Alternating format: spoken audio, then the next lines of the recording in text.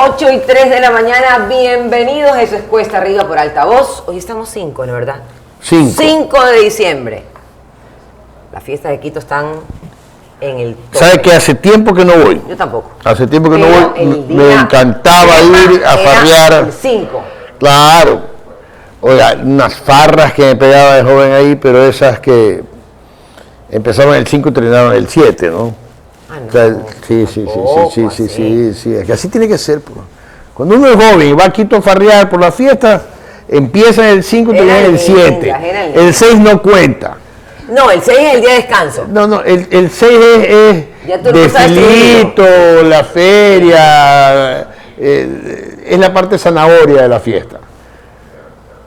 La farra es el 5. Sí. Y era fuerte, porque comenzaba pues, en esa época en los toros, luego salías, hacías unos almuerzos larguísimos. Y el 6 en la noche de nuevo y terminaban el 7. Ah, mira. Oiga, pero mire, en Quito pueden estar más optimistas que aquí incluso, porque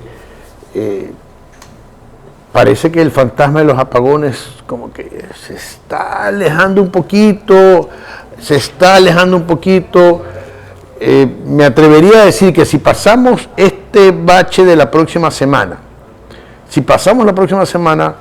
con estos cortes de 3 horas que ya están anunciados, sí, podríamos decir que terminamos vamos el para año sin adelante. cortes. Vamos para Justamente adelante. vamos a leer ¿Qué dice el comunicado oficial? Exacto. El comunicado oficial dice: el Ministerio de Energía y Minas informa que los cortes programados de energía se reducirán a 3 horas diarias a escala nacional durante la semana del 9 al 15 de diciembre de 2024.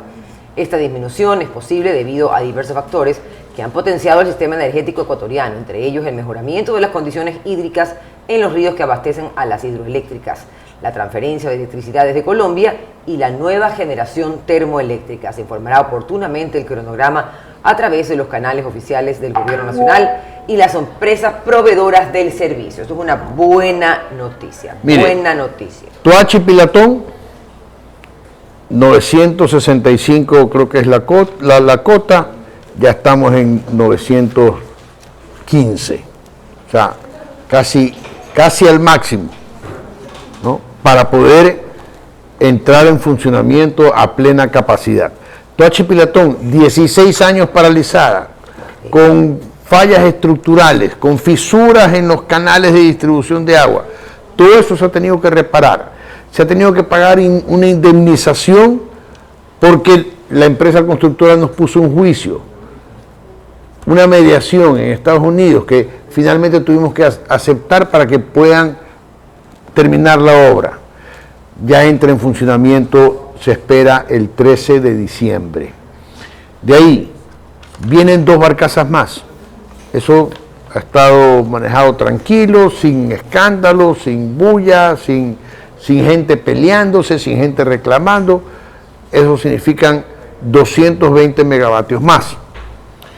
Ya se espera que Trinitaria entre con 100 megavatios.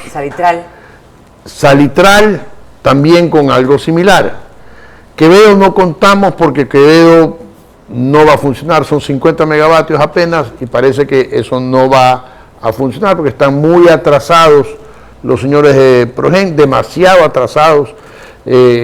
Van a recibir, supongo yo, una fuerte sanción económica. ¿O sanción o terminación unilateral del contrato? O terminación unilateral del contrato con sanción. Porque no es que se termine el contrato, porque ya les dieron el 80% del anticipo. Una locura. ¿De cuánto era el...? 50 megavatios, no recuerdo de cuánto es el contrato.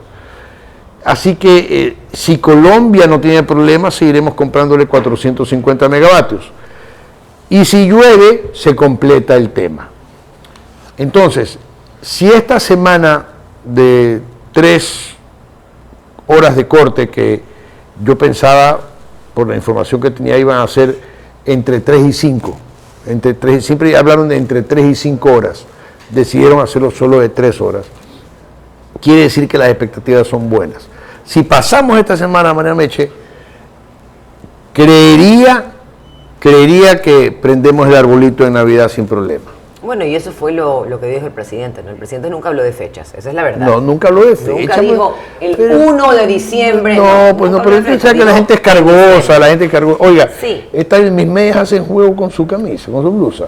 Las medias suyas, Hacen déjeme juego con decirle su que blusa. yo estoy fascinada con sus medias todos los días. Yo soy una fanática de las medias. Tiene que darme. No se las ha visto Andrés Yumblu. Andrés Yumblu, el rey de las medias colorinches. Andrés no sabe cómo me deleitaba con las medias. Tenía unas de aguacate. Imagínese. De aguacate, otras de huevos fritos. No, fantástico. Pero yo quiero regalarle un lindo paquete de medias a mi Son esposo tranquilas, zanahorias. para Navidad me parece un lindo regalo. Gran regalo. Claro. Por supuesto. Sí. Aparte, típico regalo de esposa. O sea que ya le vio alguna media con hueco por ahí. No, imposible, yo se las voto. Ah. Yo se las voto. Media con hueco. Oiga, ¿cómo le va a botar las medias? ¿Cómo va a creer? No. ¿Por qué es que usted, yo no veo a lo mejor le gusta tener las medias con hueco? No, yo tengo que coser todo. A mí no me gusta andar huecosa. Entonces, ya como no veo bien y no puedo ensartar la aguja y el hilo, entonces ya simplemente al tacho. Te fuiste. Es una crueldad. Cuéntame. Una crueldad. ¿Es una crueldad que yo le bote las medias? Sí. Pero ya cuando venga la luz va a tener harta luz, ahí le ponemos ahí. Una lupa es lo que necesito, no luz. Una lupa para poder ver.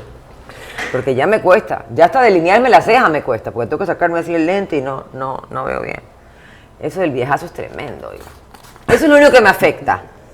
Eso es lo único que me afecta de tener 51. No poder ver en cambio, lejos. yo para leer yo tengo que quitarme los lentes.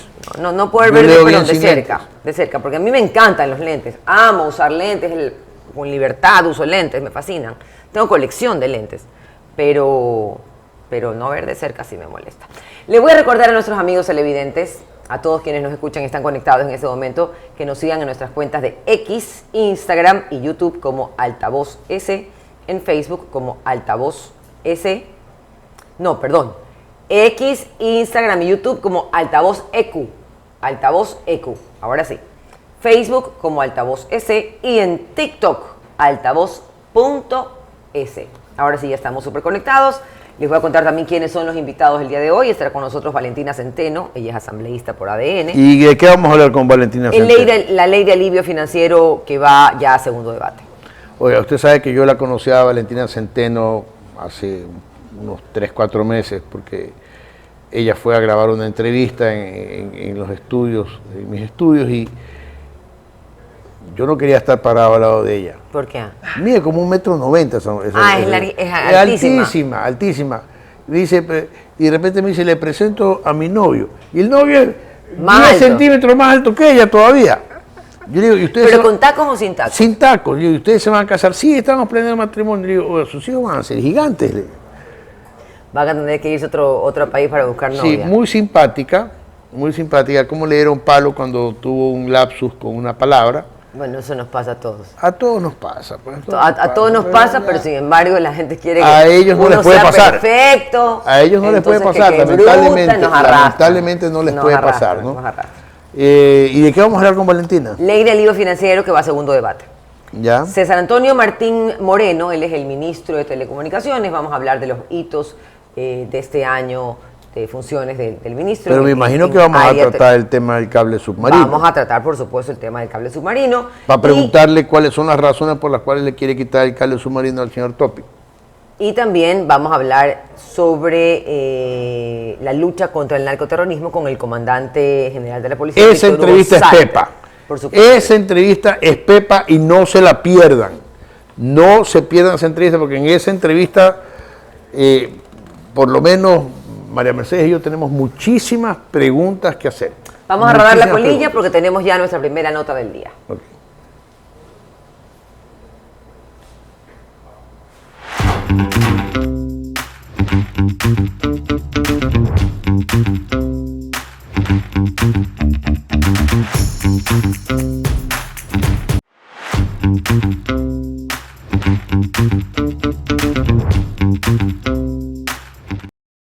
La Asamblea Nacional, después de bailes y trencitos que ha hecho esta semana, pues debatirá en segundo debate el proyecto de ley de alivio financiero y fortalecimiento económico de las generaciones del país.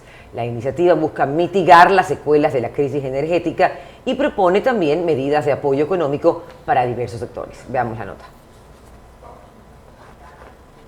El segundo punto del día en la sesión 987 de la Asamblea Nacional se tratará en segundo debate el informe del proyecto de ley orgánica para el alivio financiero y el fortalecimiento económico de las generaciones en el Ecuador.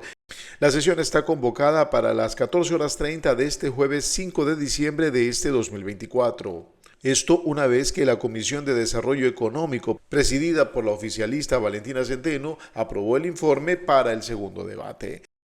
Se crea la posibilidad de que el SRI pueda, y también de los gobiernos autónomos descentralizados, condonar obligaciones tributarias que sumen hasta $460. En el proyecto de ley enviado por Daniel Noboa el 7 de noviembre pasado, eliminan deudas, capital e intereses arrastradas con los bancos cerrados. Además, se suspenden procesos coactivos del IES, BIES y Banecuador. Se van a condonar las deudas de intereses y capital de los créditos educativos, créditos estudiantiles de las personas con discapacidad. Y se reestructuran créditos hipotecarios con BIES y con periodos de gracia. De acuerdo a la presidenta de la comisión, también permitirá la incautación inmediata de maquinaria usada para la minería ilegal, el aumento de plazos para pagos de impuestos ante el SRI, así como la condonación de intereses, multas y recargos con la Agencia Nacional de Tránsito con un pago parcial de la obligación. Ya estamos con Valentina Centeno vía Zoom desde la capital de la República y justamente vamos a conversar con ella sobre esta ley. Tengo entendido, Valentina, que uno de los temas o de los puntos importantes de esta ley es que propone que se eliminen las deudas, tanto capital como intereses, generados y arrastrados desde la época del feriado bancario. Cuéntenos acerca de eso. Buenos días Rafael, buenos días María Mercedes, gracias por permitirme estar con ustedes en esta entrevista.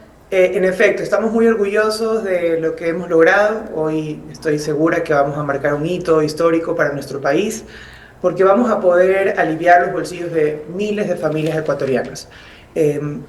Mencionaste lo del feriado bancario y en efecto hay cientos de deudores que arrastran sus créditos desde el feriado bancario, desde 1999. Es una locura. Muchos que aumentaron injustamente por intereses, por una falta de regulación, un mal manejo de las administraciones anteriores. ¿De cuántos beneficiados estaríamos hablando con esa ley?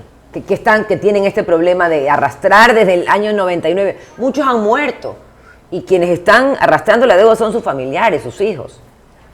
Así es, como son créditos no vinculados, estamos hablando de cerca de 4.000 beneficiarios.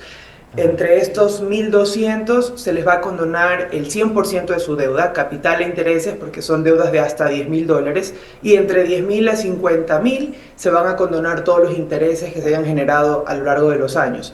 Pero ojo, son intereses que muchas veces ya superan el capital, claro, porque han pasado ya más de 25 años. Imagínese. Entonces son personas que están muy contentas, deudas que iban a ser heredadas por sus hijos, y ahora van a tener este beneficio y realmente es algo muy positivo para ellos.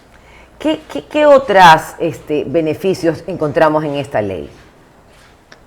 Todos los procesos coactivos ante el IES, BIES, Banecuador, las instituciones financieras públicas, van a tener una suspensión de los procesos, van a suspenderse.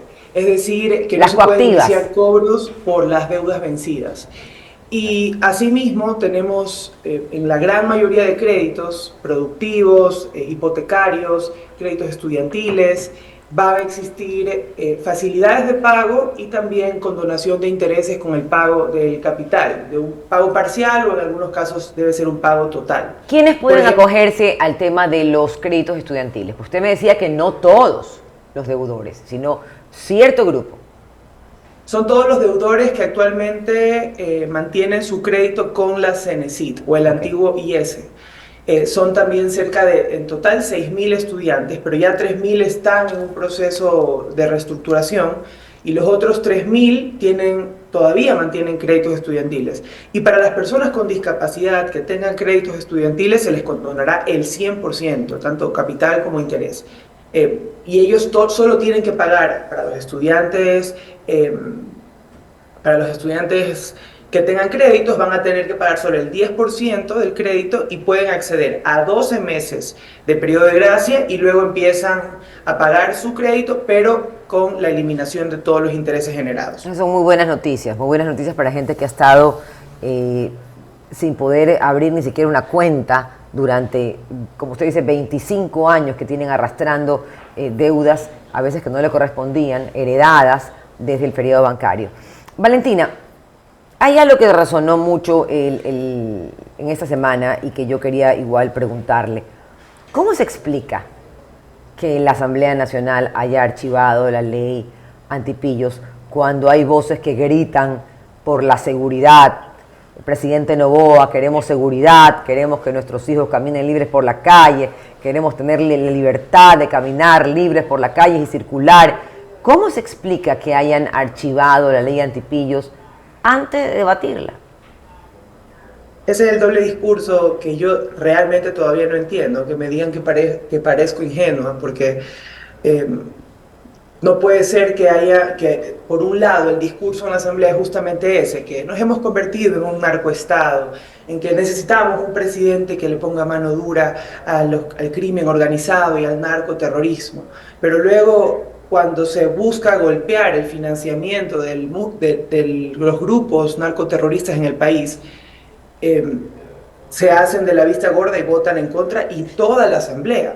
Es que a mí no me hace clic en la cabeza cuando dicen, por ejemplo, Rafael, si es que nos pueden poner en tu shot, Rafael, cuando dicen, queremos que luche contra la inseguridad, que acabe con los grupos delictivos, que los quieren poner en el paredón, fusilarlos como lo hacían antes. ¿Qué quieren hacer? Si la manera de acabar con estos grupos es cortarles el financiamiento, cortarles la plata. Estamos en un momento en que cualquier cosa que proponga el gobierno en la Asamblea, la oposición va a tratar de que no pase, ¿no? O sea, es época de elección y es época de que el gobierno no tenga ningún éxito. Eso ocurre siempre, y yo pienso que más bien el haber aprobado esta ley de alivio financiero es un éxito muy, muy importante, porque se la ha aprobado en plena campaña. Bueno, todavía no está totalmente aprobada, acuérdense, pero el segundo debate. Sí, pero no creo que alguien se atreva a oponerse. A mí, de esta ley de alivio financiero, la mayor parte me gusta, pero así como complace y alivia a miles de personas, también le causa un problema al que deja de cobrar, pues, ¿no? Y el que deja de cobrar es el Estado. Entonces, ¿cómo va a compensarse el Estado de eso que deja de cobrar? Sí, bueno, primero, retomando la pregunta anterior, también, Rafael, recordemos que a pesar de que estamos en época de campaña, también es importante hacer un análisis más profundo. ¿Y no será que también hay intereses personales y partidistas de los movimientos políticos cuando se golpea estos músculos financieros del narcoterrorismo? ¿No será que también hay mucho financiamiento que viene desde estos sectores para las campañas políticas? Entonces también eso hay que pensarlo, porque la forma en que lo hicieron, incluso en un primer debate, asustados de que esto pudiera prosperar, a nosotros sí nos dejó muy sorprendidos, y un mal sabor. A mí me dejó mal sabor, Valentina, pero no me deja sorprendido porque hemos visto, según lo que pudimos o se pudo revelar en uno de los casos muy sonados por la Fiscalía, hemos visto pues chats y conversaciones entre una persona o un individuo que era asambleísta en funciones y tenía relación directa con el capo de uno de los carteles de la droga más importantes del país. O sea, está totalmente metido el narcotráfico en la política ecuatoriana. Así es, definitivamente. Y es una pena porque los ecuatorianos tenemos que también concientizar eso a la hora de votar. El financiamiento de los partidos políticos también importa, porque luego hay compromisos que hay que cumplir. Y bueno, pues al menos nosotros nos sentimos orgullosos de que el presidente Daniel Noboa no tiene ninguno de ese tipo de compromisos, sino está comprometido con el país. Sobre la pregunta, ¿cuál era la pregunta, Rafael? Ya me olvidé. El hueco que le deja al Estado sí, el hueco, sí. ¿Cómo tapar ese hueco? Sí, va a haber un sacrificio fiscal. No está cuantificado todavía porque depende del número de solicitudes de ampliaciones de plazos, de condonaciones de intereses que se presenten, pero ese sacrificio va a ser menor, no va a poner tampoco en riesgo las finanzas públicas y es un sacrificio que se debe hacer. Es lo correcto, es lo coherente y es lo justo para la gente. Existe una crisis económica que está agravada por la crisis energética, que esperamos que ya se solvente en los siguientes días, y por lo tanto el presidente debe tomar estas medidas y es su voluntad de aliviar en algo los bolsillos de las familias ecuatorianas que se encuentran perjudicadas. No es más bien una ley técnica pero politizada al mismo tiempo. Estamos entrando en una campaña electoral, vamos a hacer esto por un montón de gente y con eso los vamos a conquistar. Ya tenemos la ley, el plan Jóvenes en Acción, ya tenemos el plan de acá, ahora vámonos también por este sector para aliviarle también a estas personas la deuda y así vamos ganando unos votitos. ¿No hay también algo de política metido en esto? Es que bueno, antes de campaña van a intentar ese discurso con todo lo positivo. No, lo mío no es un discurso porque yo no estoy en campaña, Valentina. Es que así mucha gente lo dice en la asamblea. Incluso imagínense que el argumento de algún asambleísta para no votar era que esto lo vamos a usar de campaña política. Pero sí, estamos coincidencialmente en unas elecciones a puertas en 2 meses, en 10 semanas, pero también venimos de una crisis energética importante y esa crisis energética necesita compensarse de alguna forma y remediarse también a través de alivios financieros. Incluso la misma asamblea hace unos meses o hace unas semanas votamos todos por unanimidad en que hay una necesidad latente de poder tener este tipo de medidas y ahí es cuando hicimos un pronunciamiento como asamblea, también se pronunciaron los bancos privados. Bueno, pues el presidente también tiene que hacer lo suyo y esta ley definitivamente que va a conseguir ese alivio que tanto es solicitado y que tanto necesitamos los ecuatorianos ahora, ¿no? Valentina, le voy a decir lo que pienso, no lo tome mal, le digo que pienso que sí es político, que esta ley sí es política, pero ¿sabe qué? Está bien, si para eso es la política. La política buena es para hacer estas cosas. O sea que no tema, y la Asamblea no debe temer, de que le digan que ha hecho una ley política y decir sí, porque la política, la buena política, es para servir. Si no, ¿para qué es la política? ¿Para qué se mete en política? La política no debe ser considerada como una mala palabra. Sí, estoy haciendo política, sí, y estoy haciendo política buena, sana, en beneficio de los ecuatorianos.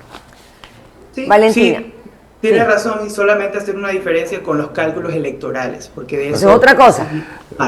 Si la política buena trae votos, bueno, pues tampoco hay problema. Debería traer votos. De eso se trata también la democracia, de obtener votos y ganar con votos, ¿no? Entonces, si la política buena trae votos, ¿cuál es el problema? Sí, no hay ningún problema, pero para nosotros sí es importante igual dejar claro que ante una crisis energética lo necesario es tener una ley de alivio financiero, más allá de si esto va a generar o no votos, más allá de si esto va a ser va a ser pensado por las elecciones en 2 meses. La intención inicial del presidente es aliviar a las familias que lamentablemente han sufrido una crisis energética heredada que ahora nos ha tocado asumir y que vamos a resolver.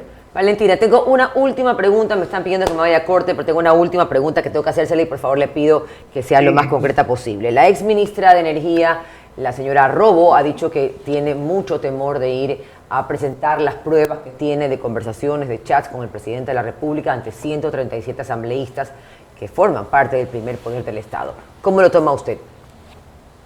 Bueno, sí, primero que el papel aguanta todo, como lo dije antes. Si tiene pruebas de que alertó oportunamente al presidente de la República, que las muestre, que no lo ha hecho, lamentablemente no ha asistido al juicio político y la RC, la Revolución Ciudadana, le ha hecho el juego a la ministra, así como se lo hizo a la vicepresidenta Verónica Abad, así como se lo hizo a Wilman Terán, no votando a favor de su juicio político, a pesar de los múltiples delitos que estaban ya comprobados en el caso Metástasis. En este caso de la ex ministra de Energía, bueno, pues ella tendría que haberse defendido en el Pleno de la Asamblea, justificado su trabajo. Y yo sí te quiero ir un poco más allá, porque no es solamente alertar que existe un problema, que todos los funcionarios de ese sector entienden que hay una crisis energética heredada por la falta de inversión de los últimos años, sino tomar acciones al respecto, declarar al sector en emergencia, por ejemplo, levantar procesos de contratación para nueva generación, realizar los mantenimientos adecuados. Y lamentablemente todo eso, y es lo que nosotros justificamos, no se hizo durante 5 meses. Gracias, Valentina, por haber estado con nosotros. Valentina Zárate, asambleísta de ADN. Centeno. Usted ya mezcló al comandante de la policía como la asambleísta. Lo fusionó. Pues es la menopausia, ¿qué les puedo decir? Se me olvidan las cosas. Gracias, así Valentina. pasa. Gracias, Valentina Centeno, averigüe, lea sobre la menopausia en las mujeres. ¿Por qué si no es un problema que yo voy a tener? Pero para que sepa lo que le pasa a su compañera, uno tiene que ser solidario, o sea, algo tiene que hacer. Gracias, Valentina, por haber estado esta mañana con nosotros. Después de la pausa estaremos con César Antonio Martín Moreno, él es ministro de Telecomunicaciones, lo dije bien, y quiero también recordarles nuestras cuentas de redes sociales. En X, Instagram y YouTube estamos como @altavozeq, en Facebook como altavoz S y en TikTok como altavoz.s. Pausa y regresamos. ¿No crees que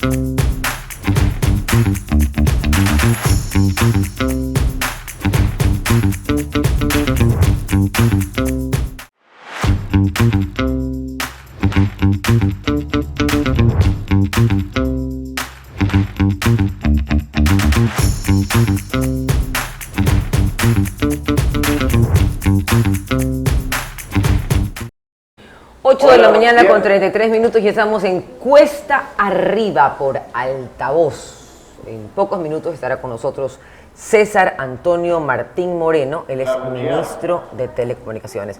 Esperamos tener buena telecomunicación con él. Exacto.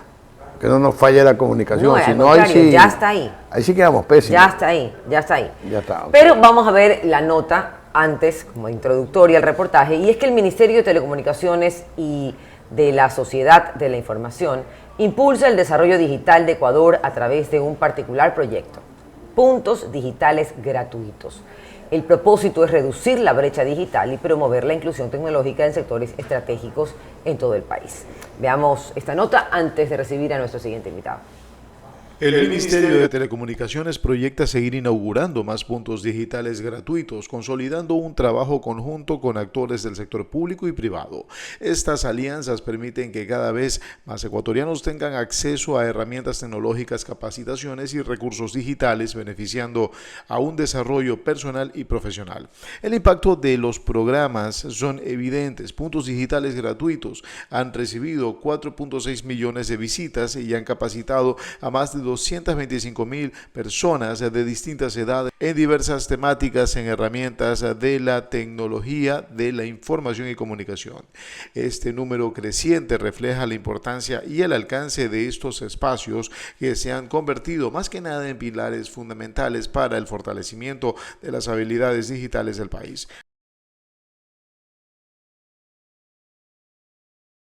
Antonio Martín Moreno, él es ministro de Telecomunicaciones y vamos a hablar con él sobre los avances. Para que no haya y confusión, desafíos. como siempre confusión con los apellidos como el del ex ministro Arturo Félix, la gente piensa que se llama Félix. No. Félix es el apellido. Aquí en este caso el apellido es Martín. Martín. Sí. Primero Martín y el Sí, segundo Moreno. Ya, ok. César Antonio Martín Moreno, ministro de Telecomunicaciones. Buenos días, bienvenido a Cuesta Arriba. ¿Cuáles son los avances y los desafíos que enfrenta el Ecuador en tema de telecomunicaciones, ministro? Buenos días, un gusto estar con ustedes, un saludo a ustedes y a la audiencia. Bueno, el entorno básico, la motivación básica que ha venido manejando el Ministerio de Telecomunicaciones bajo el liderazgo del presidente Daniel Noboa es el enmarcar a nuestro país dentro de un esquema agresivo de transformación digital. La transformación digital es un paraguas que cubre la mayoría de las acciones, entendiendo de que en los tiempos modernos el desarrollo tecnológico de los países, más bien el desarrollo económico y social de los países, gira en torno a la tecnología. Esa es la realidad en el mundo en que vivimos hoy. Por ende, la transformación digital es un pilar fundamental. Y para entender este tema transformación digital, porque mucho se habla del tema y muchas personas piensan, transformación digital es tener más celulares, más computadoras. A mí me gusta segregarlo en las dos palabras que conforman la frase. La primera, digital, que vendría a ser lo que estamos hablando, acceso a la tecnología, mayor cobertura, mayor riegue de la nube, del internet en las regiones del país. Pero por otro lado está la parte de transformación, y cuando hablamos de transformación, el énfasis es en la transformación cultural digital, es decir, darle la oportunidad a las personas que entiendan que esa computadora, que ese teléfono celular, a más de servirle para actividades lúdicas, sirve también para mejorar su condición y su calidad de vida. Totalmente. Ese es el rol fundamental dentro de este paraguas. Totalmente. Y le pregunto, ¿cuántas personas actualmente, si es que usted tiene algún número, tienen acceso a eso, a esa cultura de hacer absolutamente todo online? ¿Cuántas personas no forman parte de esto y están metidos en esta brecha digital, que no tienen absolutamente, no solamente que no tienen acceso a internet, sino que no saben cómo manejarlo? En el Ecuador nos enfrentamos con una cifra de alrededor del 70% de la población que tiene cobertura, que tiene acceso al mundo digital, y un 30% de la población que forma parte de esta brecha digital y cuyo objetivo principal nuestro es reducirla agresivamente. En ese sentido tenemos proyectos importantes que vienen siendo desplegados en ambas direcciones. El primero, en el tema de cobertura, hay unos planes de expansión muy importantes, y dentro del marco de las negociaciones con las operadoras telefónicas para el nuevo permiso de concesión del espectro radioeléctrico por 15 años más. ¿Para cuándo? Está sobre la mesa un plan bastante agresivo de aumento de cobertura. ¿Pero para cuándo? Bueno, estamos en una prórroga que ya vence el 15 de diciembre.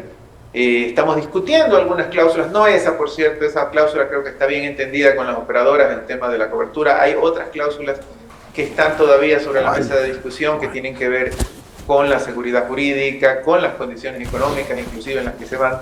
Pero fuera de esa parte, se ha convenido ya con ellos un esquema de aumento de cobertura. Hay una regla no dicha, ¿verdad?, que es muy sencilla, basada en las negociaciones anteriores. Parroquia con menos de 5.000 habitantes no tiene cobertura, porque no es de interés comercial. Tremendo. Es muy pocas personas. Tremendo. Eso es algo que se va a romper con esta negociación. Y ministro, hay un contrato de obligación de cobertura en todas las parroquias del Ecuador que tengan energía eléctrica. Es algo nunca antes visto, inédito, que va a ocurrir. y justamente le pregunto, ¿qué es lo que sucede con las operadoras de telefonía celular cada vez que se va la luz? Porque se va la luz y se nos va el internet. Y se nos van los datos en el teléfono, o sea, nos quedamos incomunicados. ¿Qué sucede y qué va a hacer el Ministerio de Telecomunicaciones respecto a eso? Porque, ojo, ya me debitaron el valor de la planilla de celular, pero resulta que yo, las horas que se ha ido la luz, no tengo internet, ni tengo datos, ni puedo hacer llamadas. Claro, ahí hay primero dos partes, ¿no? Primero entender, como usted bien dice, qué es lo que pasa, cuál es el problema. Como todos entendemos, obviamente, el suministro principal para proveer los servicios de telecomunicaciones es la energía eléctrica. En todos los países del mundo existen planes de contingencia de respaldo. Hay que entender que, porque mucha gente dice, póngale un generador y se acabó. Bueno, es distinto dependiendo del medio de telecomunicación. Por ejemplo, un canal de televisión tiene una antena, es una señal unidireccional, está en un cerro. Pues sencillo, se pone un generador en esa antena y tiene la señal para todo el mundo. Problema resuelto. En cambio, en el tema de los operadores celulares, el servicio móvil avanzado, la señal es bidireccional.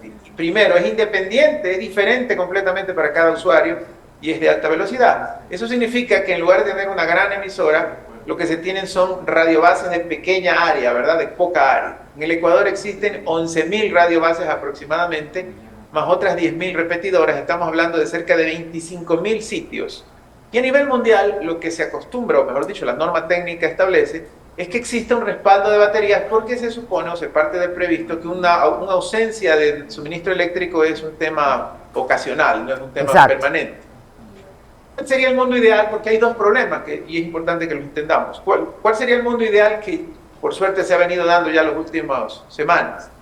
Que como estos respaldos de baterías son de aproximadamente 4 horas, los cortes de luz no duren más de 4 horas. Como las baterías tienen que volverse a cargar, haya un espacio con electricidad de 6 horas entre corte y corte y luego haya otro corte de 4 horas. Por eso, el primer problema yo diría que ha sido bastante superado ya con cortes un poco más pequeños, porque la gente ya no sufre la caída total del servicio. Lo que sí sigue sufriendo es el segundo tema que usted mencionó. Nosotros vemos que tenemos las barritas, pero se nos van los datos, dice mucha gente, ¿verdad? No hay datos. Esto se explica por lo que me gusta a mí llamarle el efecto estadio de fútbol. En el estadio de fútbol siempre ocurre esto, que cuando el estadio está lleno, de repente llega un momento que se va la señal. ¿Por qué ocurre eso? Por la cantidad de clientes, por la congestión. En los cortes ocurre lo mismo. Digamos que hay una persona viendo un partido de fútbol usando el Wi-Fi de su casa. Se le va la energía, él quiere seguir viendo el partido de fútbol, y usa por lo datos. tanto ahora se conecta al celular. Y entonces, ¿qué es lo que pasa? Que en esas pequeñas áreas, muchísima gente accede, como en un estadio de fútbol, a esa señal celular, y entonces viene la congestión. ¿Cuál es la solución para ese problema? Ya vamos a pasar al tema de soluciones. Ahí es el cambio tecnológico. Uno de los temas que también está sobre la mesa en estas negociaciones es la ampliación o la adopción en el Ecuador de la tecnología 5G, que precisamente trata ese problema. La tecnología 5G, su fortaleza está en permitir múltiples conexiones con mayor frecuencia o con mayor fiabilidad que la tecnología 4G. O sea, si estamos en un usuario normal, realmente el usuario 4G no va a ver la diferencia con 5G. La va a ver es cuando hay muchísimos usuarios conectados, como en este ejemplo que damos, ahí va a ver la diferencia. Entonces, volviendo al tema de cómo estamos o cómo se ha confrontado el problema este de los cortes. Primero que nada, dentro de esta visión tecnológica, el problema no es una ausencia del servicio, sino una intermitencia debido a los motivos técnicos que le estoy manifestando. qué es lo que la ley nos dispone ante este tipo de intermitencias, iniciar procesos administrativos. De hecho, nosotros, o el Arcotel, ha realizado desde el mes de abril, que fueron los primeros cortes, alrededor de 284 controles de calidad del servicio móvil avanzado y específicamente 132 controles en lo que es la suspensión del servicio. ¿Cuál es el procedimiento? Levantar una sanción preventiva, un proceso administrativo sancionatorio, que en ley podría tomar meses y semanas. Por lo tanto, ¿qué es lo que hicimos? Buscarle soluciones de alivio inmediatas a la ciudadanía. Y claramente algo que le ayude al tema económico. Por eso es que se habló y se mencionó y ya se difundió este tema de los gigas adicionales.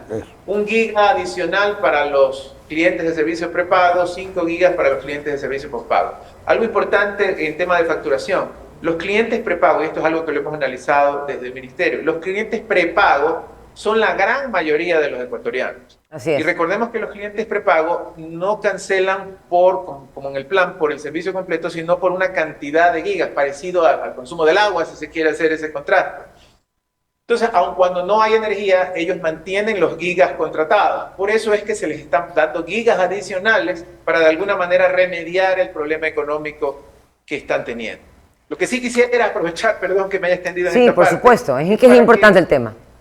La ciudadanía también nos ayude, porque estas medidas de compensación han sido anunciadas y tienen que ser implementadas por las operadoras. Nosotros hacemos controles básicos, pero si la ciudadanía tiene alguna queja, algún comentario sobre el tema, puede acercarse o acceder a los canales de comunicación del Arcotel. Permítame indicarle cuáles son. Primero, la plataforma GovEC. También pueden llamar al número telefónico 1-800-56-75-67 del Arcotel, 1-800-56-75-67, o visitar las oficinas regionales del Arcotel que están en todas las provincias del Ecuador, para presentar alguna queja, algún incumplimiento por parte de las operadoras de estas medidas de remediación. No, pues a mí no me han dado gigas, me dijeron que me iban a dar SMS. Yo decía, ¿con quién me voy a comunicar con SMS si nadie los usa? Los mensajes de texto. Tengo que revisarlo entonces. Tengo que revisarlo. Ministro, el tema de la seguridad jurídica es importante. Mientras más se demora una negociación a cualquier nivel, en este caso con las operadoras, menos seguridad jurídica se percibe. Y usted dice que hasta el 15 de diciembre estarán firmados los contratos.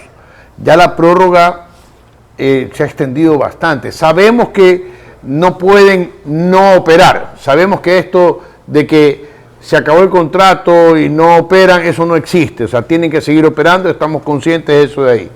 Pero sí crea un poco de zozobra y de inseguridad jurídica para cualquier inversionista extranjero que quiera meter su dinero en Ecuador. ¿No le parece? Sí, bueno, definitivamente, y de hecho todas las acciones que hemos establecido, no solo estas, sino también los temas de los concursos que se están lanzando, los procesos públicos competitivos, de las frecuencias para operaciones de servicios de radio y televisión, tienen ese mismo fin: poder otorgarle a las empresas privadas la seguridad jurídica que requieren para mantener sus inversiones y para garantizar las operaciones en el Ecuador. Definitivamente esa ha sido la perspectiva de nosotros, no hacernos a los ojos ciegos de procesos que están pendientes, sino más bien darles la cara, afrontarlos y determinarlos. Y en este caso específico de las negociaciones del servicio móvil avanzado, nosotros hemos venido trabajando fuertemente, sentados en negociaciones con las operadoras.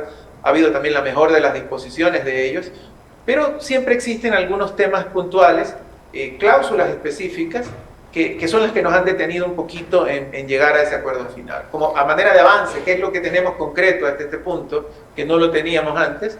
Tenemos ya una aprobación en el directorio de la valoración económica del espectro radioeléctrico.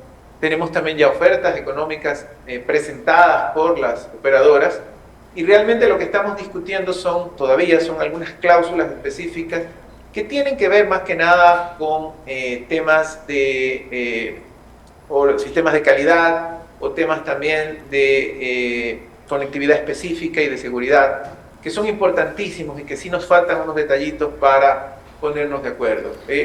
Ha sido un trabajo en el cual nosotros a las operadoras les hemos dicho, ¿sabe qué? Espérese allá que nosotros estamos haciendo, lo estamos trabajando permanentemente con ellos y muy conscientes de lo que usted menciona, Rafael, porque definitivamente es cierto. Y esa es nuestra intención, poderle otorgar a todas las empresas la seguridad que requieren para operar. Hay estaciones radiales, hay canales de televisión que tienen prorrogadas sus concesiones por más de 13 años. ¿Cómo es posible que eso haya podido ocurrir? Yo no le puedo responsabilizar a usted, ni a este gobierno, ni siquiera al anterior o al anterior, pero 13 años. O sea, venció su concesión a los 10 años de concesión y luego han estado prorrogados 13 años sin concurso, sin renovación. ¿Cómo pudo haber ocurrido eso? Es bastante interesante la secuencia de los eventos que nos ha llevado a este punto. Efectivamente, lo que usted dice es cierto, existen unas condiciones de prórroga bastante considerables y eso es algo que nosotros lo recibimos apenas tomamos este despacho. Es decir, es más, algunos medios nos visitaron una vez asumimos el cargo a pedirnos que estos procesos públicos competitivos sean lanzados, precisamente por todos los temas que usted menciona, la seguridad jurídica que ellos necesitan, los medios necesitan para poder realizar sus inversiones, que en un mercado tan competitivo son fundamentales. Es por eso que responsablemente se ha venido con este proceso que culminó básicamente con el decreto ejecutivo que el señor presidente lanzó y básicamente estamos comprometidos a llevar a cabo estos procesos y poderlos resolver. No es posible, como usted bien lo menciona, Rafael, que existan esas prórrogas tan grandes y que hayan ocurrido estos otros procesos que finalmente fueron dados de baja, ¿no? En el año 2019. ¿Y por qué ocurre? ¿Hay mano política metida? ¿Hay intereses económicos? ¿Por qué? ¿Por qué se da esto de que los concursos se convocan y se caen, se convocan y se caen? ¿Por qué? ¿Cuál es la plena de que esto suceda? Definitivamente tiene que haber algún tipo de injerencia porque hay los motivos, revisando por qué se hayan caído estos concursos, siempre es que el reglamento tal no decía tal cosa, acción de protección, lo impugnamos, se cae el concurso. Por eso nos hemos tomado el tiempo, ¿verdad?, para revisar en detalle lo que la ley establece. La ley realmente es muy clara en ciertas partes en este tema de los procesos públicos competitivos, establece puntajes específicos para cada actividad. Pero sí hay algunas normas y algunas observaciones de Contraloría en los procesos caídos. Comenzamos justamente recogiendo todas esas observaciones y plasmándolas en las nuevas bases, que de hecho ya en las semanas anteriores han sido inicialmente, o al menos sus principios, han sido socializadas con algunos medios de comunicación, con la intención precisamente de que las reglas estén claras y que no nos vaya a ocurrir algo parecido al anterior. Definitivamente cuando están estas famosas acciones de protección involucradas, siempre hay la sospecha de que hay algún tipo de manipulación intentando de que esto tenga algún problema. Hasta ahora no hemos tenido alguna alerta en ese sentido, hemos sido lo más transparentes posible con quienes van a participar, hemos reformado, hemos presentado reformas que permitan una competencia más abierta, como lo dice, es un proceso público competitivo. Había algunos temas, por ejemplo, como que se establece que el concurso tiene una base de 100 puntos, pero por bonificaciones el puntaje podía llegar hasta 130, entonces eso es algo que hemos regularizado en las bases que estamos por presentar para que el tope del puntaje sea 100 y de esa manera no entre nadie a un concurso ya con puntaje asegurado previo a presentar documentación. Ese es un ejemplo de los tipos de acciones que estamos llevando. Ministro, una última pregunta. El cable submarino. Se ha hablado muchísimo de esto, incluso hubo pánico en la ciudadanía pensando que se iban a quedar sin internet. ¿A quién le pertenece este cable? ¿Y qué es lo que realmente está sucediendo? ¿Y quiénes lo van a utilizar? ¿Nos vamos a quedar sin internet o no? ¿Cuál es la real, cómo se dice? La verdad plena de la milanesa. La verdad de la milanesa. Bueno, eso es un término antiguo. Bueno, pero yo soy... La plena. ¿Cuál es la plena? Pero es que usted es moderno. El meollo, el condumio, el cogollo. Yo digo la verdad de la milanesa. ¿Cuál es, ministro? A ver, para poder entender esa verdad de la milanesa, primero entendamos brevemente cómo es el sistema de internet del exterior al país, que es el que nos preocupa. Hay tres formas para que el internet pueda llegar del exterior hacia el Ecuador. Una es a través de un cable submarino, otra es a través de un cable de fibra óptica terrestre a través de los vecinos, Colombia, Perú, y la otra es en forma satelital, que también está muy en boga últimamente. De estas tres formas estamos con problema en una de ellas, que vendría a ser el cable submarino. Hay 5 cables submarinos en el Ecuador. Uno de ellos es los vetados, el cable andino. Y algo muy importante que yo creo que es el origen de la posible confusión.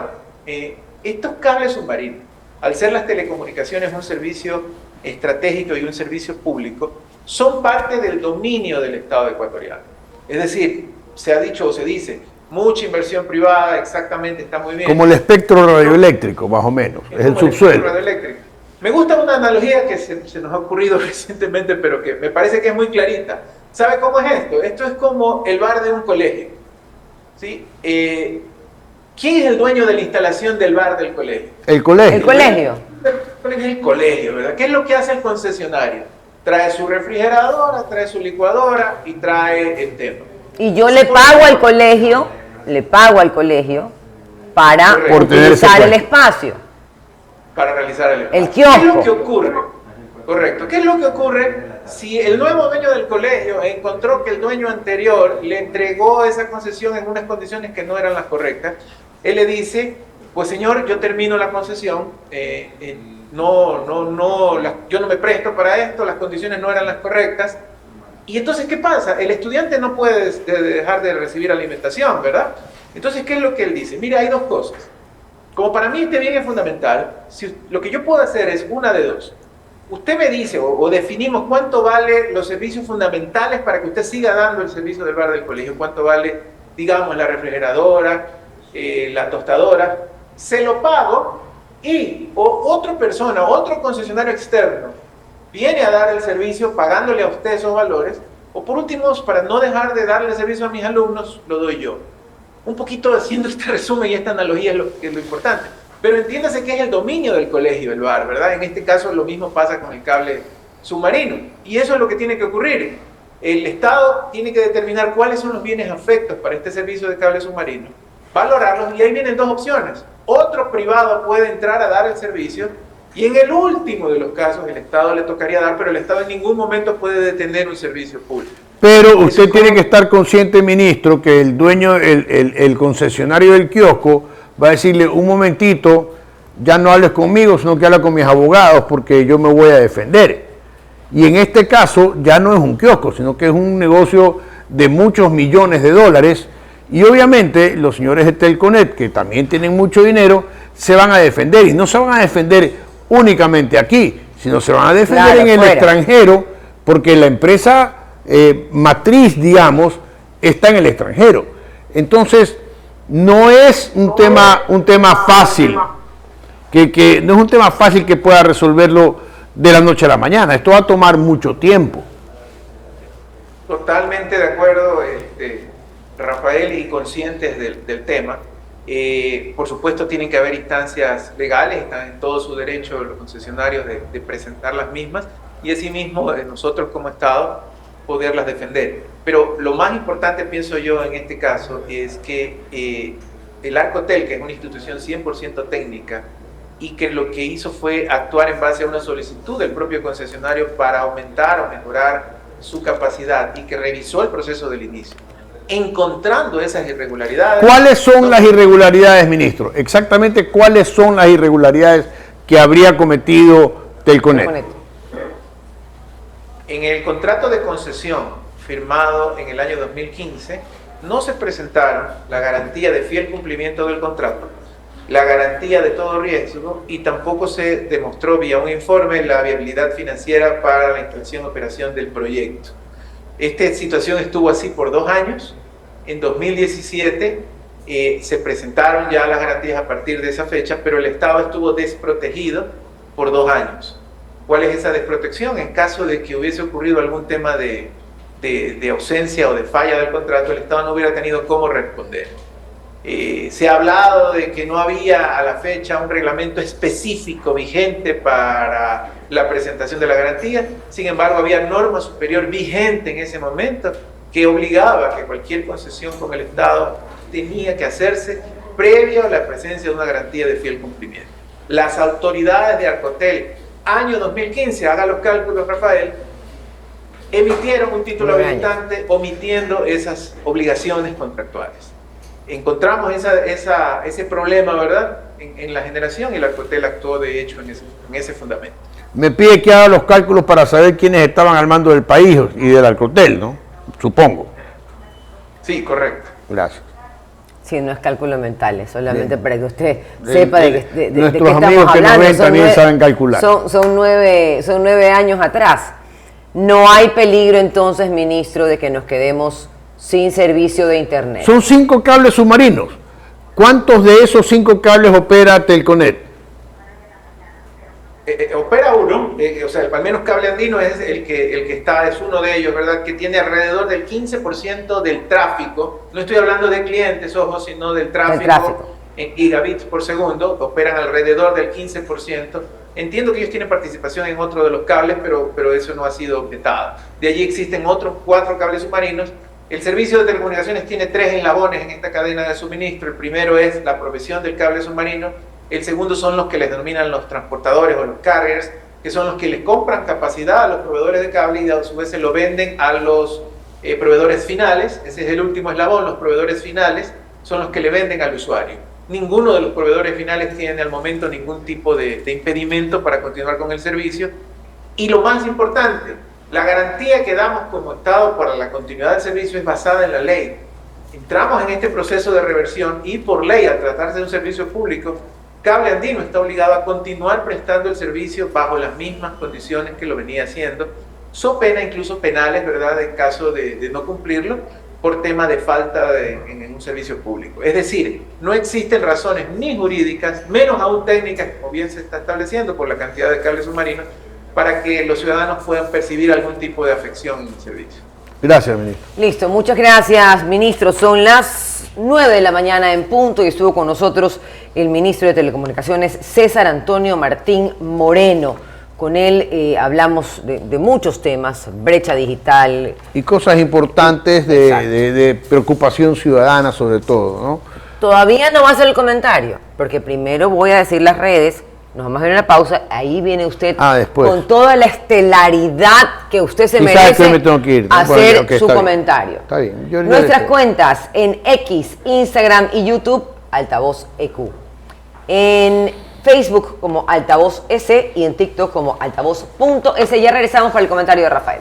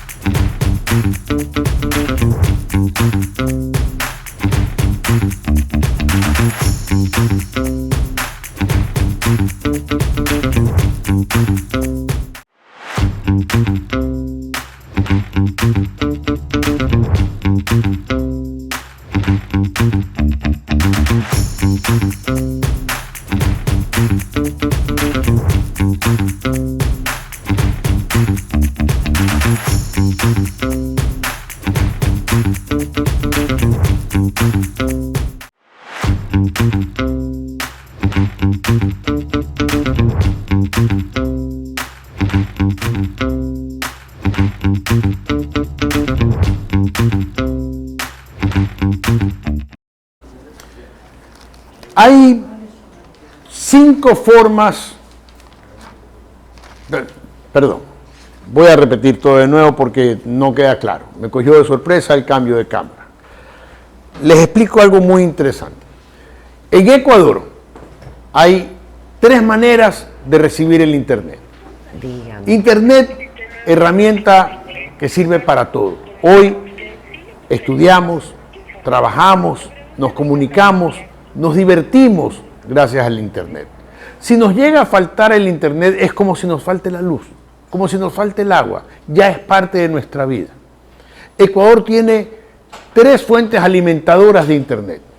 Una por cable submarino. Llega el Internet a través de un cable y se conecta a los proveedores de Internet. Otra vía terrestre, por fibra óptica. Llega a través de Colombia y Perú, se conecta a los proveedores de Internet y se reparte el Internet a los usuarios. Y la tercera, la de Elon Musk, el satélite. Reparte Internet hacia toda una población, uno lo contrata y se conecta al satélite. ¿Qué ha sucedido? Que en el cable submarino hay 5 empresas que distribuyen la señal de Internet. Una de esas empresas es Telconet, de la familia Topic. ¿Qué pasa? Ellos tienen el 15% del mercado del tráfico de Internet, pero la concesión que se les otorgó para que ellos exploten el cable submarino y exploten el subsuelo terrestre del Ecuador tuvo irregularidades al momento de otorgársela. Irregularidades que han sido explicadas ampliamente por el ministro de Telecomunicaciones. Entonces, de esas 5 empresas, una tiene problemas y no puede dejar de dar el servicio de acuerdo a la ley, porque si deja de dar el servicio tiene consecuencias penales. Es decir, esa concesión tiene que ser revisada y tienen que emitirse la información correspondiente para ver si se sanciona o no se sanciona. Obviamente los señores de Telconet se van a defender. Una vez que esté ese proceso terminado, se podrá entonces proceder a una sanción. Mientras tanto, el servicio de Internet está garantizado. Lo ha dicho el ministro de Telecomunicaciones, César Martín, y la ciudadanía puede estar tranquila. Pero si una concesión, aunque haya sido hace muchos años otorgada, fue otorgada con irregularidades, esas irregularidades tienen que ser investigadas y si se encuentra que hubo corrupción, tiene que ser sancionado.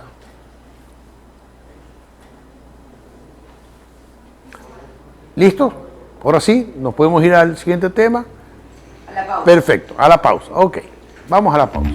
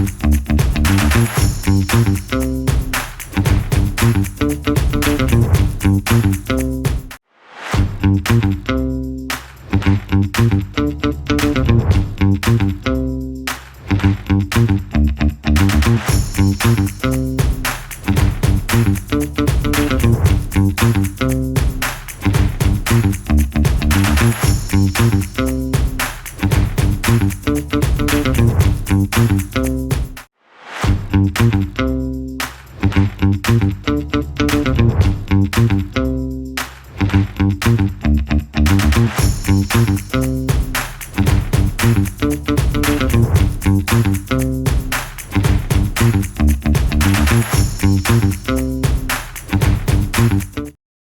de la mañana con 9 minutos y a esta hora tenemos con nosotros a Carlos Ferrín. Él es nuestro analista político, experto en comunicación política, en campañas.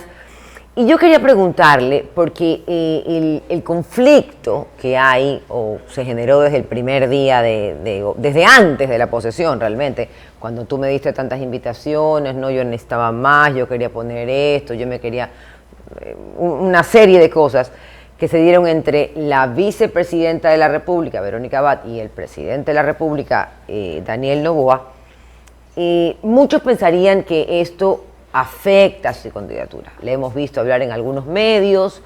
No sé a quién le afecta más. Justamente por eso le pregunto a Carlos Ferrín si realmente en esta época de campaña, que ya va a empezar en enero de 2025, ¿le va a afectar o le va a pasar factura al presidente de la República este distanciamiento y esta pugna con la vicepresidenta Verónica Abad? Buenos días, una vez más, un saludo a toda la audiencia, a ti María Mercedes. Mi nombre es Carlos Ferrín y estoy invitado hoy a hacer un análisis político sobre un comentario que hice en mis redes sociales, en el cual aseguraba que el conflicto entre el presidente y la vicepresidenta Verónica Abad pudiese ser favorable electoralmente al presidente de la República. ¿Y dónde sacó una cosa tan de ese tamaño cuando todo el mundo podría pensar que es algo que le causa ruido al presidente? Muchas veces estamos pensando en las elecciones sobre si decimos algo bueno, algo malo. Otros usan la famosa frase, esta cliché, hablen bien, hablen mal, con tal de que hablen. Tiene algo de verdad de fondo, porque definitivamente es muy difícil en una elección estar en el centro de la conversación. Y el presidente Noboa siempre se ha caracterizado por tener acciones que te centran dentro de la conversación. Él siempre aparece con unos zapatos exóticos, siempre aparece con un TikTok que causa polémica. Él entra a polarizar todo el tiempo y la gente termina hablando de él y solamente de él, y finalmente todos los otros que están tratando de buscar un espacio condenan a los espacios donde el presidente hace de eso. Pues salen a decir que, por ejemplo, que un presidente que solamente hace TikToks y hablan mal de TikTok, y luego dicen que ellos no hacen TikTok y terminan haciendo TikTok, porque a la larga a la gente le gustan estos espacios donde se genera y se filtra toda la conversación. Pero volviendo al tema, ¿de qué manera podemos lograr que la conversación Abad-Noboa sea favorable para Noboa? Número uno, las declaraciones de la vicepresidenta Abad casi todas tienen que ver con retroceder el vehículo al inicio, o sea, salir de decisiones que ya tomadas, en las cuales el país ya ha avanzado, como por ejemplo la eliminación de los subsidios, que tan difícil políticamente le fue a muchos presidentes, costó muchos gobiernos intentarlo y finalmente este gobierno logró conciliar las mesas para lograr salir de allí.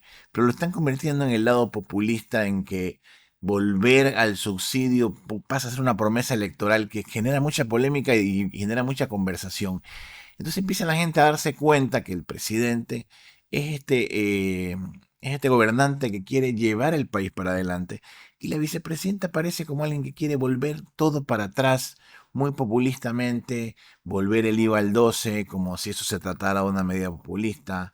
Y a la larga la conversación termina favoreciendo al presidente, porque la gente, más allá de los derechos, más allá de todo lo que se está discutiendo alrededor del tema, la gente le da un poco de temor y de miedo que pueda pasar en efecto si la vicepresidenta toma el poder durante el plazo donde el presidente sale a hacer campaña, ¿no? Entonces, centra la conversación, la capitaliza, los otros actores quieren entrar, no terminan de entrar, y finalmente el presidente termina siendo de la visión de futuro del nuevo Ecuador. La vicepresidenta termina poniéndose del lado del hacia atrás, mientras el presidente se va a poner del lado del hacia adelante. Entonces alguien dirá, bueno, ¿cómo esto termina favoreciendo al presidente? Claro que sí, lo termina favoreciendo, porque definitivamente la gente empieza a solamente basta leer los comentarios en redes sociales, a darse cuenta cuál es el plan populista que pudiese llevar la vicepresidenta Abad dentro de la narrativa de lo que ella está hablando en las redes sociales. Más allá de las formas, más allá de sus problemas, las decisiones que ella apunta a tomar causan un poco de controversia y lo ponen al presidente de un lado correcto de la historia. Y eso es lo que finalmente le termina, esta telenovela termina centrando toda la atención y termina acaparando la conversación, donde Noboa se convierte una vez más en ese personaje que polariza, que termina marcando un hacia adelante o hacia ese nuevo Ecuador que siempre va marcando. Y él, sin decir nada y sin responder nada ni a nada de lo que está diciendo la presidenta, está dentro de la conversación y la está discutiendo sin decir una sola palabra. Es lo interesante, es lo que creo que de alguna manera moviliza simpatías hacia el presidente, porque le reafirma a la gente la idea de él de ser un presidente que tiene el control, que ha tomado decisiones, que intenta ir hacia adelante. Esa capitalización del presidente entre el nuevo Ecuador y el viejo Ecuador es una de las cosas que más le ha funcionado a él, porque ha logrado dividir un poco la idea de lo viejo y lo nuevo. Y eso hasta ahora es lo que lo ha mantenido, a pesar de la crisis, a pesar de todos los golpes políticos, a pesar de todo, en el sitial en donde está en este momento, que es el 1-1 con peleando la punta para hacer una segunda vuelta.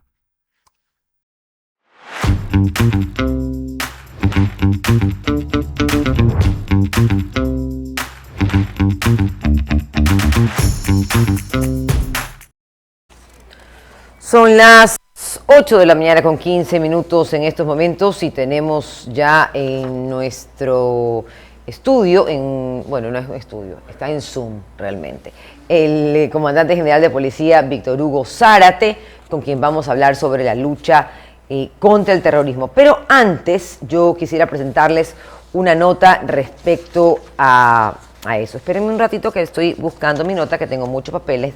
Me he enredado con los papeles de Rafael y ahora sí la tengo. Ecuador enfrenta un momento muy difícil, lo vivimos muchísimo, el más crucial contra la lucha contra la delincuencia y el narcotráfico. Hemos visto imágenes durísimas, incluso en otras provincias en donde delincuentes han querido secuestrar a una niña en silla de ruedas, cosas que realmente nos parten el corazón de ver la deshumanización de estos delincuentes. El debate por las bases militares se mantiene mientras las fuerzas del orden buscan aplicar estrategias para enfrentar el embate de la inseguridad. Veamos. La Comisión Vacacional que analiza el proyecto de reforma parcial a la Constitución sobre la cooperación con bases militares extranjeras contó con la comparecencia de representantes de la Presidencia de la República, Ministerios de Relaciones Exteriores, Defensa, Interior y Gobierno, así como de la Policía Nacional y las Fuerzas Armadas. El debate gira siempre en torno a una propuesta de reforma en busca de eliminar las restricciones constitucionales para la instalación de bases extranjeras en Ecuador, permitiendo acuerdos de cooperación para combatir el crimen organizado transnacional. Víctor Hugo Zárate, comandante general de la policía, expuso cifras sobre la incautación de droga en 2023 y señaló que la ubicación de Ecuador lo convierte en un punto clave para el tránsito ilícito. La mesa legislativa concluyó reafirmando la necesidad de una reforma que permita enfrentar de manera efectiva el crimen organizado. Nosotros ya el general Víctor Zárate, el excomandante general de la policía, vía Zoom. General, muy buenos días, bienvenido a Cuesta Arriba. Rafael tuvo que salir en estos momentos, tiene una cuestión médica, pero estoy aquí yo para entrevistarlo. Mire, hay algo que a mí me rompe un poco la cabeza. Se presentó una ley antipillos en la Asamblea Nacional, que fue rechazada, que no se debatió, que no hubo ningún tipo de aportaciones para enriquecerla, ni mucho menos. Cuando tenemos una asamblea así, que no le interesa la seguridad de los ecuatorianos, que no le interesa la lucha contra el narcotráfico, que tan metido está en todas las instancias del país y del Estado, como por ejemplo en la política y en la misma asamblea, ¿cómo enfrentan ustedes como Policía Nacional un hecho de esta magnitud? María Mercedes, buenos días. Un gusto saludarla a usted y a cada uno de los ecuatorianos que nos miran a través de este prestigioso medio de comunicación. Si en realidad Policía Nacional, cumpliendo siempre con su mandato constitucional y apegado a las líneas operativas, da resultados efectivos a través de la delineación de un plan estratégico que está siendo operativizado en cada uno de los territorios. Siempre me ha escuchado usted hablar de una seguridad integral. Parte de la seguridad integral es que todas las instituciones sumen esfuerzos para hacer lo que nos corresponde y alcanzar los derroteros que requieren los ecuatorianos. Sin embargo, Policía Nacional, a través de este esquema operativo planteado en todo el territorio nacional, ha dado resultados efectivos a través del bloque de seguridad. Gracias al apoyo decidido del señor Presidente de la República, de la señora Ministra del Interior, quien lidera el bloque de seguridad, decirle que a la fecha se ha logrado con todos los esfuerzos consolidados un decremento de 7,39 en la tasa de homicidios comparada con el 2023, menos 1.272 homicidios intencionales. Esto gracias al esfuerzo decidido de valientes policías y militares que enfrentan día a día en las calles. Sí, y son muy valientes. Una seguridad integral. Y son mejores resultados. Y son muy valientes, comandante, porque justamente la capacidad o el armamento que tiene la policía no se compara al armamento que tienen los delincuentes. O sea, los delincuentes tienen tecnología de punta en armamento. Es una cuestión que uno dice, por favor, ¿qué sucede? ¿Cree usted que es necesario para combatir esto que estamos viviendo, una base extranjera que nos permita dar un soporte y un aporte en tecnología, en armamento, en logística, en inteligencia? ¿Es importante? ¿Usted va a acudir a la Asamblea Nacional? Mire, ustedes tienen claro, y los ecuatorianos tienen claro, que la amenaza más grande que tenemos los ecuatorianos es el narcotráfico. Y no es un delito únicamente un problema del Ecuador, sino es un problema regional. Yo siempre he hablado de una colaboración, una cooperación internacional que es fundamental para poder controlar, mitigar todos los índices de violencia que se viven en el país en torno al narcotráfico. Es fundamental, no podemos cerrar nuestras fronteras, no podemos cerrarnos al mundo cuando es un problema regional y mundial. Toda la tecnología, todo el apoyo que se pueda brindar de parte de las policías o gobiernos extranjeros para que nos ayuden a mitigar este delito es fundamental para nosotros como ecuatorianos. ¿Y usted va a ir a la Asamblea Nacional justamente a exponer esto? Ya lo expuse, ya lo indicamos. De hecho, el gobierno nacional, ante las amenazas que hoy tenemos como policías, nos ha ayudado a elevar la potencia de fuego. Se han entregado fusiles al personal preventivo y también subfusiles, que son fundamentales, porque las amenazas que enfrentamos en las calles son fusiles, son granadas. Si elevamos el nivel de fuego, podemos dar mayor seguridad a los servicios policiales y por ende a todos los ciudadanos. Es tremendo. Hace muchos años, yo recuerdo, comandante, que el Ecuador era una isla de paz, pero comenzó a ser un lugar de paso de la droga. Es decir, la droga que se producía en Colombia era transportada, pasaba por el Ecuador y salía por los puertos ecuatorianos, en sumergibles, etcétera. Todo lo que se inventaban los narcotraficantes para poder llevar la droga a Estados Unidos, a Europa. El día de hoy vemos grandes cargamentos, incluso de banano, de muchísimos otros productos que están contaminados con droga. Y sabemos también que en el país ya no es solamente un lugar de paso, sino que tenemos ya sembríos de droga en el Ecuador. Aproximadamente ¿cuántas hectáreas se han identificado? ¿Y podría haber más? Pero nosotros no nos corresponde el tema de sembríos, que se habla de la línea de frontera, eso es directamente con los militares. El personal militar. Entiendo que están verificando algunas coordenadas. Lo que yo sí le puedo decir, que los homicidios intencionales, de acuerdo al estudio realizado por Policía Nacional, están directamente proporcional al decomiso de drogas. Nosotros hoy por hoy tenemos decomisadas 274 toneladas de droga. Rompimos los récords históricos de los años anteriores. Un país como el Ecuador, que sin ser productor, decomisan más cantidad de drogas. Es el segundo país en decomiso luego de Colombia. Ese es esfuerzo consolidado de Policía Nacional. Tampoco podemos tener una ceguera, hemos sido efectivos, pero también se está produciendo más droga de acuerdo a las condiciones climáticas y a la parte técnica y tecnológica que manejan en Colombia para que esa sea utilizada y cruzada en nuestro territorio. Entonces, una base sí sería importante para la lucha contra la inseguridad, porque no es solamente delincuencia, es lo que viene, delincuencia organizada, que viene del narcotráfico específicamente. Son luchas de bandas, es una cuestión terrible. Durán es una de las ciudades más peligrosas del mundo.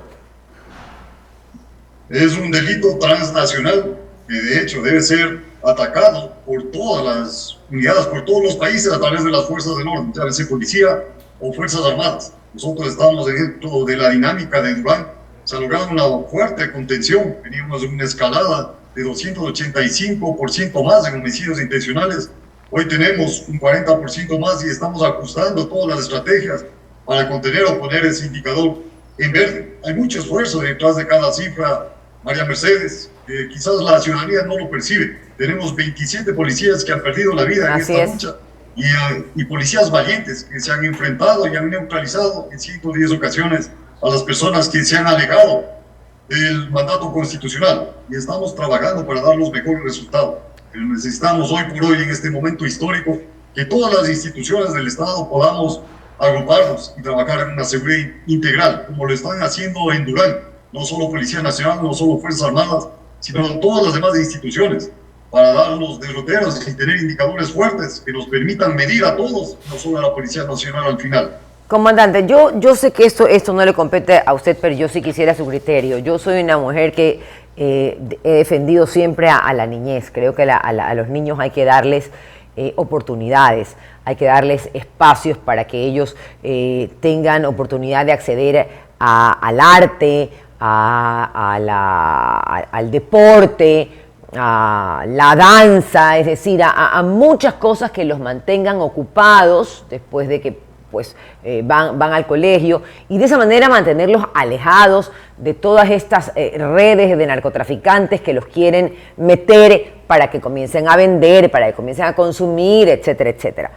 Pero la realidad es otra, es que no hay eso y que los jóvenes son presas muy fáciles de estos grupos de narcodelincuencia. Los reclutan desde muy pequeños. Creo que un niño sicario, personalmente, esta es mi opinión personal, debe ser juzgado y tratado como un adulto. ¿Qué piensa usted de lo que pasó en la Asamblea? Porque ojo, esto es lo que permite, esto abre la puerta a que cada vez sean reclutados más niños, porque como no se los juzga como adultos, sean más vulnerables y sean más fácil de reclutarlos. Bueno, yo no le puedo hablar del tema de la Asamblea, yo sí me hablo de la experiencia personal y profesional. Me preocupa el futuro de la juventud ecuatoriana. Hoy por hoy tenemos un consumo que se ha bajado a 8 años, los niños y niñas y adolescentes. Igual, la gente que ha sido vinculado a delitos a los 13 años. Me preocupan las oportunidades que tienen estos jóvenes, el futuro del Ecuador como tal, y ese mapeo y ese estudio lo tiene Policía Nacional. A través de una tabla de consumo de drogas se incrementó el microtráfico y el consumo en el país, que es el detonante para los homicidios intencionales, considerando que todos quienes cometen delitos necesitan un estimulante. Parte de este estimulante no solo el alcohol, sino las drogas. En ese sentido, siempre me escuchará hablar de una seguridad integral donde abarque los diferentes ministerios y las diferentes instituciones del Estado, pasando por los municipios, que tienen una corresponsabilidad con la juventud y con todos los ecuatorianos. Sí, usted no puede hablar de la Asamblea, pero le pregunto algo específico y personal. Un niño que tiene 12, 13, 14 años, que tiene 20, 25 muertos a su haber, porque es sicario, lo hemos visto, hemos visto las imágenes. Créame, comandante, que a mí se me salen las lágrimas cuando los veo, de ver que son criaturas, pero al mismo tiempo siento que ya no hay remedio, porque están totalmente deshumanizados. ¿Deben ser juzgados como adultos? Yo considero que debían ser juzgados como adultos, porque los delitos que han cometido son demasiado atroces, como ustedes lo lo menciona. Si tiene la capacidad, y lastimosamente el sistema de rehabilitación social en el Ecuador es una deuda que está pendiente, que están trabajando para poder rehabilitarlos. Una persona que ha cometido muchos delitos, muchos crímenes, difícilmente puede rehabilitarse. Yo también pienso exactamente lo mismo, comandante. Gracias por haber estado esta mañana con nosotros. Víctor Hugo Zárate, comandante general de la policía, hablando sobre la lucha contra el narcoterrorismo cuando son las 9 de la mañana con 29 minutos aquí en Cuesta Arriba por Altavoz. Ya regresamos.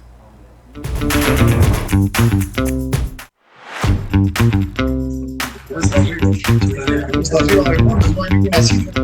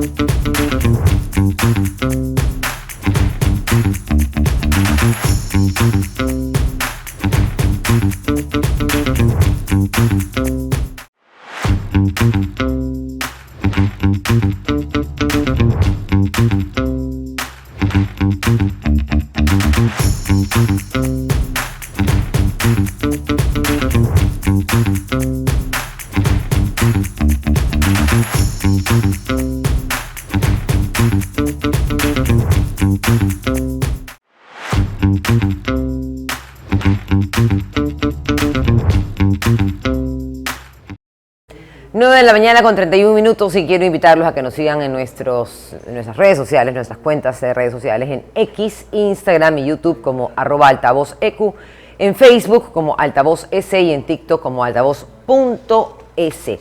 Tenemos a continuación declaraciones de Giancarlo Lofredo, el exministro de Defensa, advirtiendo a los grupos narcodelictivos de las acciones del gobierno. Estamos sentando las bases para seguir reconstruyendo a nuestro país de lo que nos dejó el pasado. Pasado que se jactaba de brindar soberanía cuando lo que hicieron fue hundirnos en una profunda crisis de miedo y desesperanza.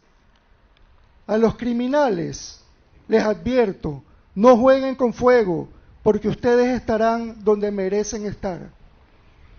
A ustedes ecuatorianos, los desafíos son grandes, pero las oportunidades infinitas y nosotros las seguiremos aprovechando todas.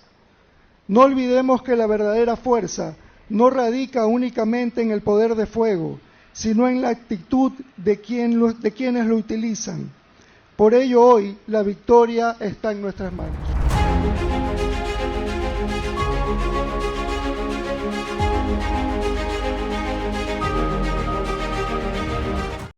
Una lucha titánica, pero esperamos de todo corazón que se dé. Los ecuatorianos merecemos y necesitamos que vuelva la paz a las calles de nuestro país, poder caminar con libertad, poder transitar con libertad, sin tener temor por todo el tiempo. La verdad es que creo que el nivel de estrés de los ecuatorianos es tremendo. Solamente salir a la calle a trabajar ya es un riesgo para la vida. Nuestras redes sociales, para terminar ya, en X, Instagram y YouTube, @altavozeq, en Facebook como Altavoz S y en TikTok como altavoz.es. Mañana es viernes. Viernes, el último día de la semana, no la primera semana, pero casi la primera semana completa de haber iniciado este programa con ustedes. Gracias por acompañarnos. Esperamos nuevamente estar con ustedes el día de mañana, desde las 8 de la mañana hasta las 10 de la mañana, aquí en Cuesta Arriba, con Rafael Cuesta y María Mercedes Cuesta, por Altavoz. Hasta mañana, que tengan buen día.